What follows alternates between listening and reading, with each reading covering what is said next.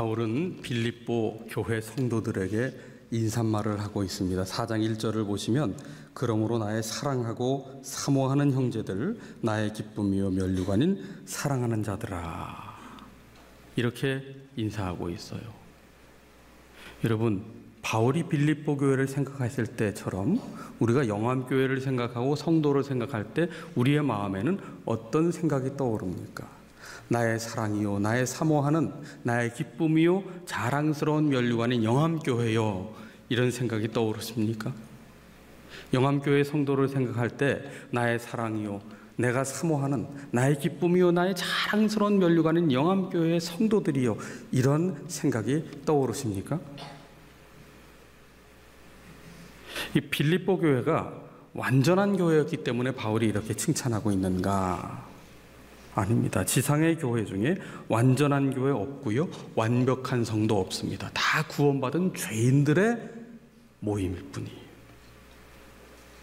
폴 트루니에가 이런 말을 했습니다. 사람이 혼자서 할 수 없는 것이 두 가지가 있는데 하나는 결혼이고 또 하나는 그리스도인 되는 것이다, 그렇게 말했습니다.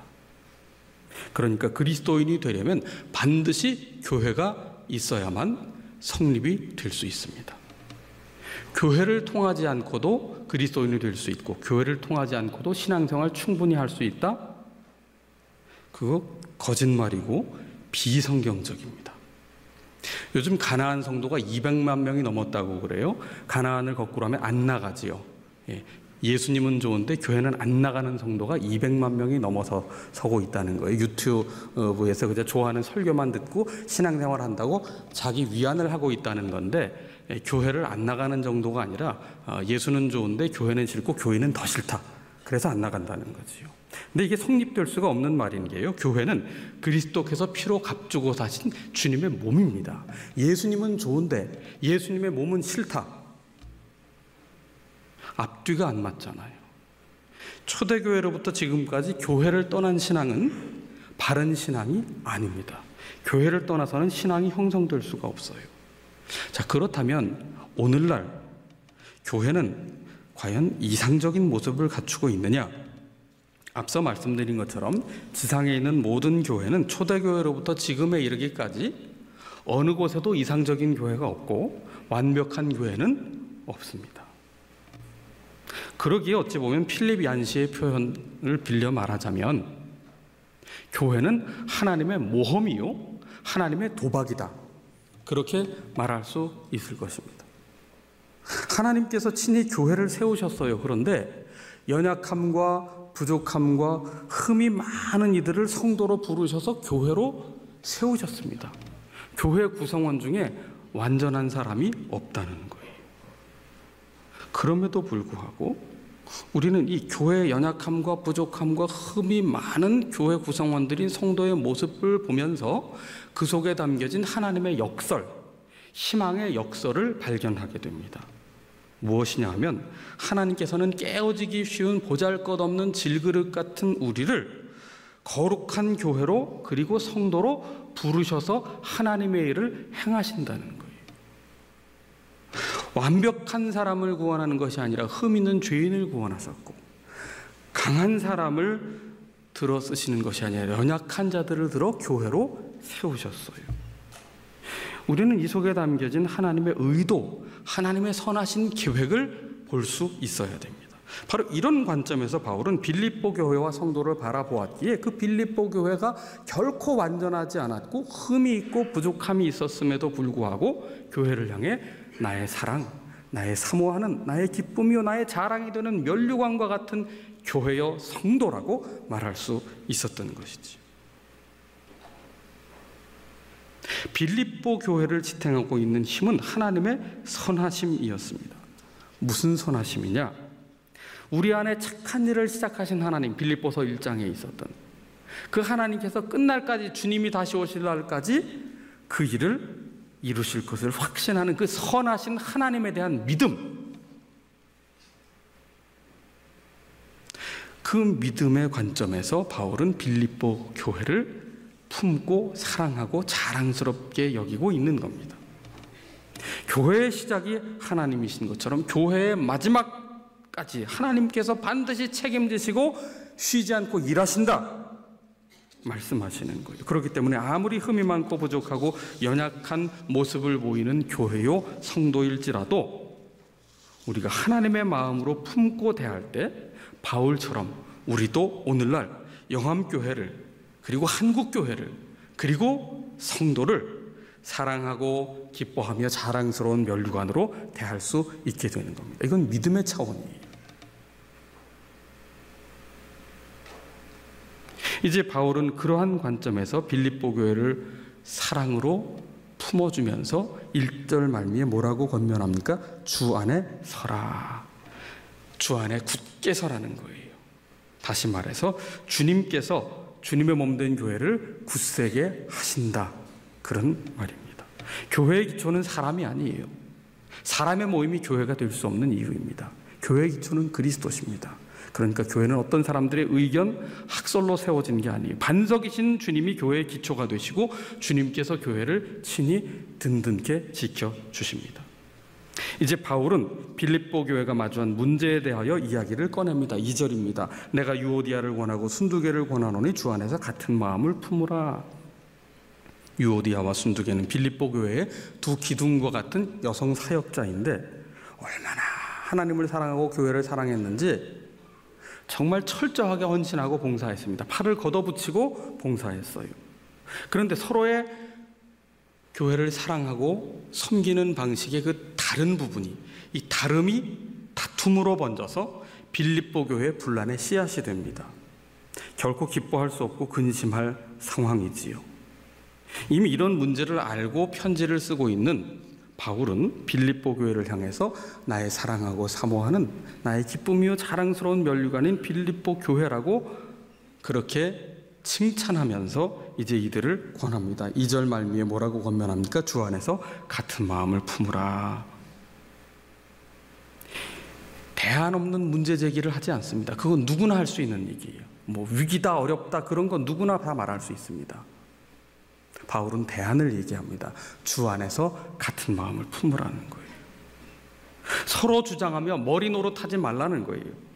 오직 교회의 머리는 주님이십니다. 그런데 사람이 머리 노릇하면 안 된다는 겁니다. 어느 쪽으로 기울어지는 게 아니라 주님 안에서 같은 마음을 품도록 서로 자신을 낮추고 주님을 높이며 마음을 조정해 나가라는 거지요. 유오디아와 순두개만 그렇겠습니까? 우리가 다 연약해요. 열심을 내서 섬기다 보면 부딪히는 일이 생길 수 있고 오해나 갈등이 일어날 수 있습니다. 그럴 때 우리가 종종 빠지는 시험이 뭡니까?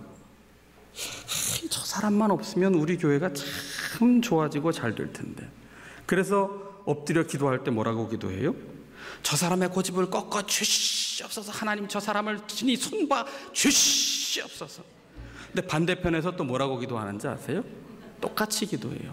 저 사람은 자기만 똑똑한 줄 알고 매사에 혼자 나서고 있습니다. 저 사람을 똑소리 나도록 하나님 분질러 주시옵소서. 부러뜨려 주시옵소서. 바꿔 주시옵소서. 두 사람이 멱살잡이만 안 했을 뿐이지 마음으로는 벌써 들어치기 매치기 한판승 다 해버렸습니다. 그러니 그 다음에 만나서 뭐 손과 발이 맞겠어요? 아주 냉랭한 기운만 돌겠지요. 하나님 기뻐하실 일이겠습니까? 사단이 기뻐할 일이겠습니까? 여러분, 교회 안에 내 마음과 꼭 같은 성도가 있겠어요? 내 마음에 꼭 드는 성도 있겠어요? 찾지 마세요. 없어요. 일단 목사부터 여러분들 마음에 안 듭니다. 뭐 제가 저를 봐도 부족함 투성인데요. 7년째 안식년 되고 돌아봐서 제가 딱 두 가지 얻은 게 있어요. 은혜에 대한 감사. 두 번째, 참 한없이 부족하다는 발견.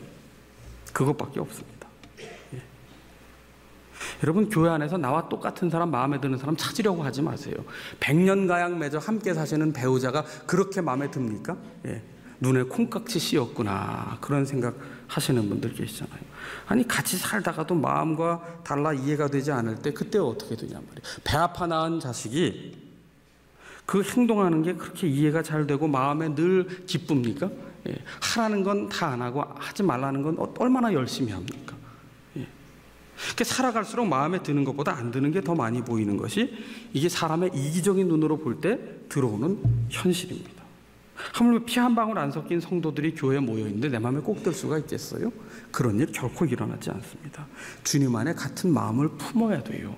그래야 주 안에서 굳게 서는 교회가 되고 성도가 될 수 있어요. 또 한 가지 3절에 도와야 돼요. 참으로 나와 멍에를 같이 한 내게 구하노니 복음에 나와 함께 힘쓰던 저 여인들을 돕고 또한 글레멘드와 그 외에 나의 동역자들을 도우라. 도우라. 돕는 것은요, 주장하는 자세가 아닙니다. 가르치려는 자세가 아닙니다. 돕는 자세로 하라는 거예요. 멍에를 매는 자세로 하라는 거예요. 멍에는 2마리 소가 끌잖아요. 혼자서는 절대 끌 수가 없어요. 잘 살피고 헤아리고 도와야 합니다. 나와 다르다고 함부로 판단하고 가르면 안 됩니다. 나와 같기를 강요하지 마십시오. 주님의 마음을 품고자 돕는 자세를 가져야만 주 안에서 굳게 설 수가 있습니다. 그러면서 4절에 말씀합니다. 주 안에서 항상 기뻐하라. 내가 다시 말하노니 기뻐하라. 이 4절이 갑자기 뜬금없이 나오는 것 같아요. 문맥상 맞지 않는 분위기인 것 같아 보입니다. 교회가 지금 분란이 일어난 시점인데 기뻐할 일이 아닌데 바울은 왜 갑자기 여기서 주님 안에 기뻐할 것을 당부하느냐. 게다가 그냥 기뻐하는 것도 아니고 항상 기뻐하라. 항상 기뻐하라는 말처럼 우리에게 항상 부담이 되는 말이 없잖아요. 예. 이 항상 기뻐하라는 말은요, 무엇이냐 하면 기뻐할 일을 찾으라는 게 아니에요. 웃을 일 찾으라는 게 아니에요. 일상에 정말 평범한 사소한 일들 속에서도 작은 기쁨을 누리는 법을 배워가라는 겁니다. 여전히 삶에 문제가 있어요. 여전히 공동체에도 문제가 있어요. 그러나 일상의 작은 것부터 기쁨으로 해석하는 그 기쁨의 훈련을 습관이 될 때까지 반복하라는 거예요. 거룩한 습관, 일상을 기뻐하는 습관을 들이라는 겁니다. 믿음이 뭡니까? 삶을 감사로 해석하는 능력이에요. 바울은 생각할 때마다 감사한다고 했어. 동시에 믿음은 뭡니까? 일상을 기쁨으로 해석하는 능력이에요. 빌립보 교회를 향해서 기도할 때마다 기쁨으로 간구한다고 했지 않습니까? 여러분, 그러니까 믿음이 없으면요, 뭘 못하느냐 하면 감사를 못하고요, 기뻐하지 못하는 거예요. 우리 속에, 우리 마음속에 감사가 없다면, 기쁨이 없다면 그건 뭐가 없는 거냐 하면 감사할 일이 없거나 기뻐할 일이 없는 게 아니라 우리 속에 믿음이 없는 겁니다. 믿음이 없는 사람의 특징이 감사가 없고 기쁨이 없어요. 여러분, 우리가 열심을 내면 무엇이든 할 수 있습니다. 예수 안 믿어도 열심을 내고 무언가 성취할 수 있고요, 교회 안에서도 신앙을 열심으로 포장해서 무언가를 열심히 티가 나게 할 수 있어요. 그런데 그분이 믿음으로 하는지 아니면 자기 열심으로 어떤 성취감으로 하는지 분별할 수 있는 시금석이 있습니다. 감사가 있느냐, 기쁨이 있느냐. 아무리 열심히 해도 거기 감사가 없고 기쁨이 없으면 열심히 한 후에 도리어 분란이 일어나고 오히려 후회가 다가오고 거기서 시험에 드는 일이 생기고 실족시키는 일이 생긴다면은 그거 결코 믿음으로 한 일 아닙니다. 바울은 주 안에서 기뻐하라. 그것이 주님 안에 서는 길이다. 그렇게 제시하고 있어요. 그리스도를 기쁨의 근원으로 삼는 삶은 구체적으로 어떤 삶으로 드러나야 하느냐? 5절에 관용하는 삶으로 드러나야 돼요. 너희 관용을 모든 사람에게 알게 하라. 관용의 마음을 품는 것을 넘어서서 모든 사람이 우리가 관용의 마음 품은 것을 다 알 수 있도록 하라는 거예요. 관용의 장애물이 뭘까요? 관용의 장애물. 모든 것이 내 마음대로 되기를 원하는 마음. 이게 있으면요, 절대 관용 못합니다. 관용하려면 주님의 마음을 품어야 돼요. 우리가 지난 주간 빌립보서 말씀을 묵상했잖아요. 너희 안에 이 마음을 품으라고 그리스도 예수의 마음이니. 빌립보서 2장. 그는 근본 하나님과 같은 하나님의 본체시나 하나님과 동등됨을 취할 것으로 여기지 아니하시고 오히려 자기를 비워 종의 형체를 가져서 죽기까지 복종하시는 분. 예수님의 마음에 그 한 가지 뭡니까? 겸손이에요. 우리가 본받아야 될 것, 겸손. 빌립보서 2장에서 우리에게 주신 예수님의 마음의 핵심은 겸손입니다. 그것은 뭐냐면 자기보다 남을 낮게 여기는 거예요. 우리 안에 예수님의 마음을 품었는지를 알 수 있는 길이 있어요. 다른 사람들이 나보다 낮게 보이면 비로소 내 마음속에 예수님의 마음이 자라기 시작하는 거예요. 왜 다른 사람들이 하찮게 보여요? 왜 다른 사람들이 우스워 보여요? 왜 다른 사람들의 믿음이 그렇게 별것 아닌 믿음처럼 보입니까? 예수님의 마음을 제대로 품지 못했기 때문에. 여러분, 남을 나보다 낮게 여기는 것은 열등감에 사로잡힌 사람들이 하는 일이 아닙니다. 열등감에 사로잡힌 사람들은 나보다 나아 보이는 사람에 대해서 시기와 질투를 하지 절대 존경하거나 사랑하는 모습이 없어요. 예수님의 마음을 품을 때에 비로소 남이 나보다 나은 사람으로 보이기 시작합니다. 존경과 사랑의 마음이 우러나는 거예요. 그게 예수님이 주신 마음이, 사람이 준 마음이 아닙니다. 그래서 끊임없이 우리는 예수님의 마음을 품어야 돼요. 날마다 주님의 마음을 배워야 됩니다. 그래야 주님 안에 굳게 설 수 있고, 주님 안에 굳게 선 성도가 되고, 주님 안에 굳게 선 교회가 될 수 있지요. 여러분, 빌립보서 4장 1절 말미에 주 안에 서라. 빌립보 성도들에 대한 당부, 이 주제는 주 안에 서라는 겁니다. 내가 기준이 되면 안 된다는 거예요. 주님이 기준이 되어야 한다는 겁니다. 교회와 성도와 믿음의 기준을 나 자신으로 삼게 되면 이때부터 교회가 온갖 문제에 휘말리게 되고, 교회는 전혀 마음에 안 드는 것이 되고 맙니다. 주님의 주권이 중요해요. 주님의 주되심을 인정해야 됩니다. 그것이 교회와 신앙의 출발점이자 기준이기 때문이에요. 우리의 모든 판단과 행위의 기준은 그리스도십니다. 그리스도 안에서 그리스도를 위하여 행하는 것이어야 합니다. 그래서 사도 바울은 주 안에 서기 위하여 권면을 하는 거예요. 주 안에서 같은 마음을 품어라. 함께 멍에를 메고 도우라. 그리고 주 안에서 작은 것부터 기뻐하라. 그리고 예수님의 마음을 품고 관용하며 나보다 남을 낮게 여기라는 거예요. 그러면서 주 안에 서기 위해 구체적인 행동 강령으로 지시하는 것이 뭐냐? 기도 생활입니다. 기도 생활. 반대로 주 안에 든든히 서지 못한 상태, 뭐냐? 기도 생활을 잃어버린 상태. 기도 생활이 없는 상태가 뭐예요? 염려 생활하는 겁니다. 염려 생활. 우리는 기도하지 않는 것에 대하여 어느 정도 마음의 부담을 갖고 있지요. 그런데 우리는 염려하는 것에 대해서는 얼마나 관대한지 몰라요. 하루 종일 염려하면서도 아무런 거리낌이 없다고요. 기도하지 않는 것에 대해서는 약간의 부담이 있어요. 뭐 이런 거 달려있으면 일부러 오른쪽 눈 감고 싶어요. 가을 특세 빨리 지나가라.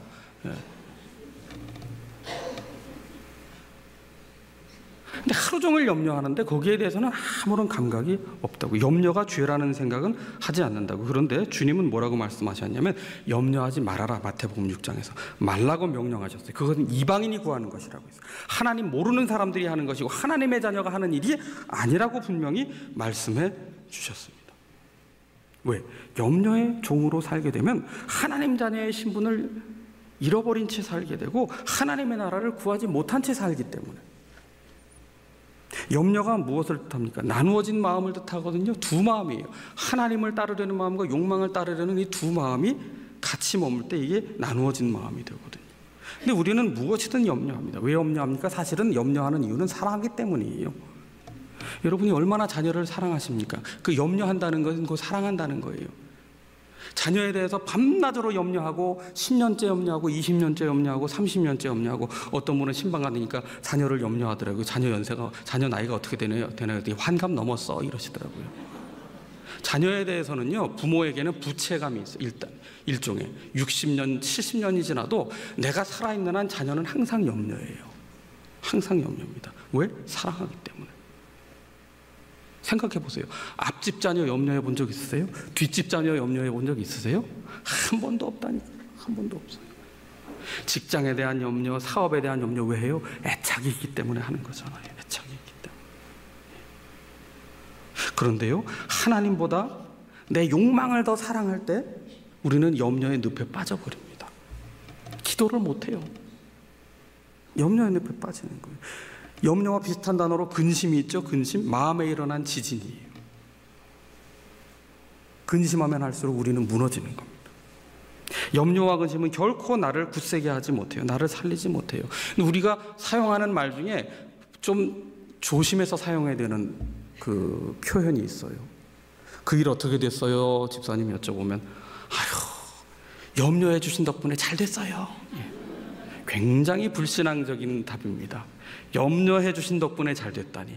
이건 하나님의 은혜와 아무 상관도 없게 기도와 믿음과 아무 상관없는 일이잖아요. 좋은 대답은 기도해 주신 덕분에 잘 감당할 수 있게 되었습니다. 이게 참 좋은 대답이에요. 기도해 주신 덕분에 내가 원하는 대로 잘 풀린 게 아니라 잘 풀릴 수도 있고 안 풀릴 수도 있고 더 꼬일 수도 있어요. 그렇지만 그것을 잘 감당할 수 있는 마음의 그릇이 준비되었다. 이거 참 훌륭한 대답 아니겠습니까? 기도하면 하나님은 우리 자신을 변화시켜 주세요. 어떤 상황이든 감당할 힘을 주시고 견뎌낼 힘을 주시고 지혜를 주시고 분별력을 주시고 담대함을 주시고 조급한 마음이 아닌 여유로운 마음으로 그 모든 것을 대할 수 있게 해주십니다. 사실 기도응답의 핵심은 문제 해결이 아니에요. 질그릇 같은 나를 변화시켜 주시는 겁니다. 성숙하게 하시는 거예요. 고난의 용광로를 통해서 때로는 고난의 광야를 통해서 나를 빚어주시는 겁니다. 별것 아닌 흙덩이도 장인의 손에 붙들리면 명품 도자기가 되잖아요. 하물며 창조주이신 하나님의 손에 우리가 붙들려고 빚어지면 어떻게 되겠어요? 걸작품이 되지 않겠어요? 하나님이 전부가 되고 내가 0이 될 때까지, 내가 제로가 될 때까지 하나님은 신실하신 손길로 우리를 빚어주시는 거예요. 때로는 고난으로 몰아가서, 때로는 슬픔으로 몰아가서, 때로는 어찌할 수 없는 외로움 가운데로, 때로는 침묵 가운데로 몰아가셔서 우리를 빚어주시는 거예요. 아무것도 아님을 고백할 때까지, 하나님의 전부이심을 인정할 때까지 우리를 빚어주시는 거예요. 그게 바로 하나님의 응답하심입니다. 하나님의 응답하심입니다. 무엇보다 감사함으로 기도할 때 최고의 응답이 뭡니까? 오늘 우리가 6절과 7절을 같이 한번 다시 읽어보시겠습니다. 6절과 7절 말씀입니다. 아무것도 염려하지 말고 다만 모든 일에 기도와 간구로 너희 구할 것을 감사함으로 하나님께 아뢰라. 그리하면 모든 지각에 뛰어난 하나님의 평강이 그리스도 예수 안에서 너희 마음과 생각을 지키시리라. 아멘. 하나님을 신뢰하고 하나님 앞에 감사함으로 기도할 때 가장 큰 응답은 평강으로 지켜주시는 거예요. 내가 기도한 대로 문제를 풀어주시는 것이 아닙니다. 모든 걱정거리를 한 번에 다 사라지게 하시는 게 아니에요. 하나님은 나를 변화시켜 주세요. 그러니까 나의 내면의 변화가 없고 인격의 성숙이 없는 문제 해결만 바라는 기도, 그건 미신입니다. 하나님께 감사함으로 기도하면 하나님은 우리의 내면을, 우리의 인격을 성숙하게 빚어주시는데, 하나님께 감사하며 기도로 맡긴 사람에게는 누구도 흔들거나 빼앗을 수 없는 놀라운 하나님의 평강으로 우리의 마음과 생각을 지켜주시마 약속하고 계세요.